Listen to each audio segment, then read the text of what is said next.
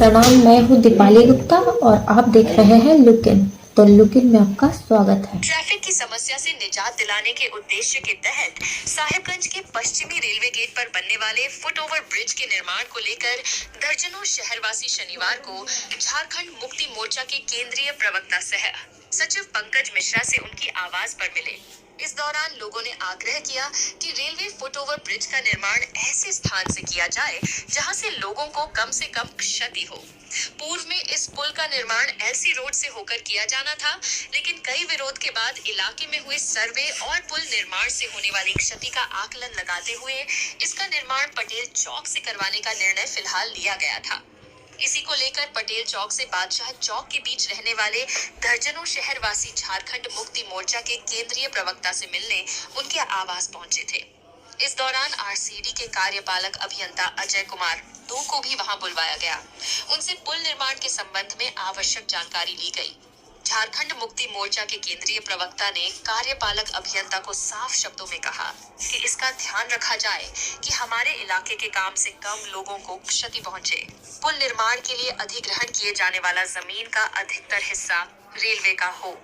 वहीं पंकज मिश्रा ने उनसे मिलने पहुंचे लोगों को आश्वस्त करते हुए कहा कि पश्चिम रेलवे गेट पर रेलवे फुटओवर ब्रिज का निर्माण करवाने में इस बात का खास ख्याल रखा जाएगा कि वहां के लोगों की संपत्ति को इस पुल निर्माण के चलते कम से कम नुकसान पहुंचे। उन्होंने कहा कि जल्द ही पूर्वी रेलवे गेट पर भी रेलवे फुटओवर ब्रिज निर्माण को लेकर प्रक्रिया शुरू की जा सकती है। उन्होंने कहा कि यहाँ भी पुल निर्माण के क्रम में शहर के आम लोगों को कम से कम क्षति पहुंचे, इसका ख्याल रखा जाएगा। उन्होंने शहरवासियों से आह्वान करते हुए कहा कि वे अपना बहुमूल्य 4 साल उनको समर्पित करें। वे साहिबगंज में विकास योजना का जाल बिछाने में कोई कोर कसर बाकी नहीं रखेंगे। उन्होंने कहा कि विकास के नाम पर वे आगामी 4 साल में इतनी बड़ी लाइन खींच देंगे कि विपक्षियों को इससे पार पाना नामुमकिन होगा। कहा कि विकास योजनाओं के नाम पर कोई भी समझौता उनको बर्दाश्त नहीं होगा।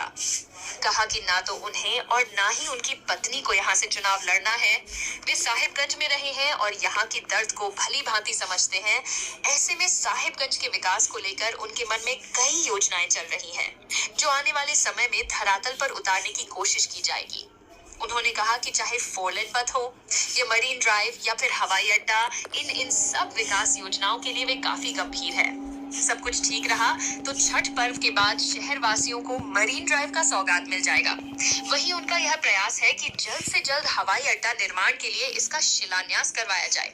मौके पर शहरवासियों में मोहम्मद आफ्ताब आलम, मोहम्मद शहजाद जफर, उमेश पांडे, अशोक चौरसिया, प्रमोद चौरसिया, वीरेंद्र राय समेत दर्जन लोग शामिल थे।